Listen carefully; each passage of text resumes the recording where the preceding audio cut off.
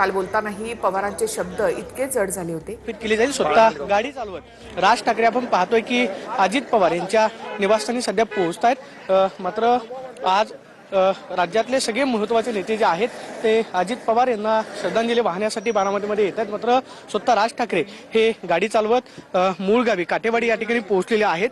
आपण पाहतोय की बाळा नांदगावकर मनसेचे नेते जे आहेत ते सध्या अजित दादाला श्रद्धांजली वाहण्यासाठी या ठिकाणी दाखल झालेले आहेत आणि राज ठाकरे हे स्वतः गाडी चालवत या ठिकाणी दाखल झालेले आहेत। आपण पाहतोय की स्वतः वहिनी स्वतः पाहायला मिळतात।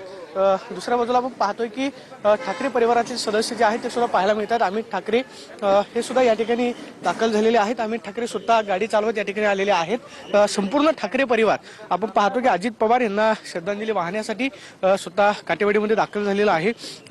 राज ठाकरे असतील, अमित ठाकरे, त्याचबरोबर ठाकरे परिवारातील सदस्य जे आहेत ते या ठिकाणी बारामतीमध्ये दाखल झालेले आहेत आणि अगदी थोड्या वेळामध्ये अजित पवार यांना श्रद्धांजली वाहिल्यानंतर 11 वाजता अजित पवारांवरती शासकीय इतमामामध्ये अंत्यसंस्कार जे आहेत ते केले जातील। मात्र काल उद्धव ठाकरे यांनी सहयोग सोसायटीमध्ये जाऊन सुनेत्रा पवार यांचं सांत्वन केलेलं होतं। मात्र आता स्वतः राज ठाकरे हे काल जशी अजित पवारांच्या निधनाची बातमी कळाली तसं बारामतीकडे रवाना झालेले होते आणि सकाळी ते बारामतीमध्ये दाखल झालेले आहेत आणि स्वतः गाडी चालवत राज ठाकरे हे काटेवाडीमध्ये पोहोचलेले आपल्याला पाहायला मिळतात।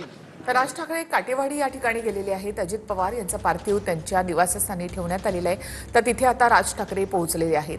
कालच राज ठाकरे मुंबईहून निघाले होते आणि त्यानंतर ते आता अजित पवारांच्या काटेवाडी या गावी अजित पवारांचं अंतिम दर्शन घेण्यासाठी या ठिकाणी आलेले आहेत। अमित ठाकरे हे देखील इथे पोहोचलेले आहेत। तर दुसऱ्या दृश्यांमध्ये आपण पाहिलं की नवाब मलिक जे आहेत ते सुद्धा विद्याप्रतिष्ठान या ठिकाणी पोहोचले। शरद पवार देखील या ठिकाणी पोहोचलेले आहेत।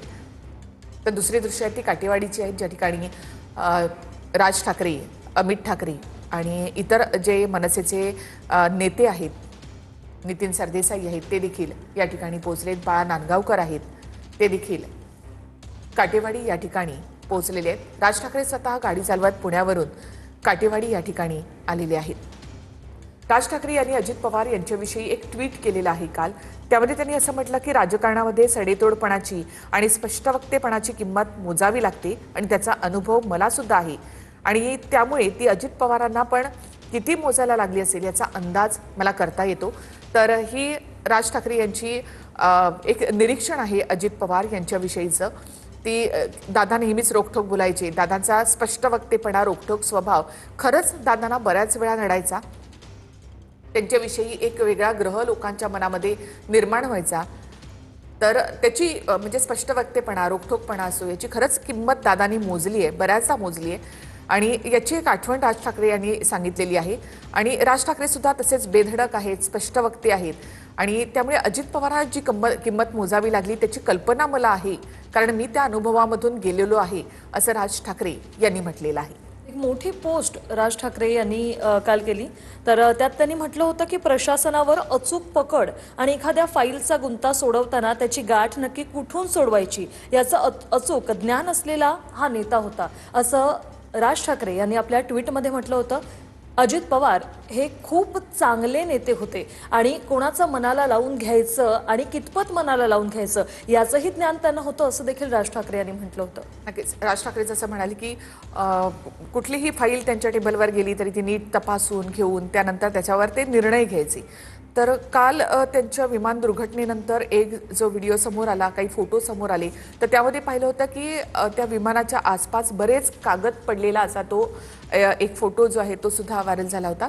तर ह्या सगळ्या फायली, हे सगळे कागद ही खरं तर अजित पवारांची ओळख होती, कारण ते जिथे जायचे तिथे त्यांच्यासमोर फायलींचा ढीग असायचा आणि त्यामधून ते एक एक फाईल हातावेगळी करायचे, पटापट निर्णय घ्यायचे। एक जी आठवण नेत्यांनी सांगितली की अधिकाऱ्यांना एक एक महिना लागेल त्या फाईलमध्ये काय आहे ते तपासायला आणि त्यावर निर्णय घ्यायला आणि त्यामध्ये मंत्र्यांची सही घ्यायला। मात्र तेच अजित पवार अगदी 1-2 तासामध्ये त्या सगळ्या फाईल ज्या आहेत त्या हातावेगळ्या करायचे, कारण जे नियमानुसार आहे ते ठेवायचं, नियमाच्या बाहेर आहे ते बाजूला काढायचं। हा अजित पवारांनी स्वतःला घालून दिलेला एक नियम होता जो त्यांनी शेवटपर्यंत पाळला। आज याच दादांना अखेरचा निरोप देण्यासाठी सर्वच पक्षातले नेते बारामतीमध्ये सध्या दाखल झालेले आहेत।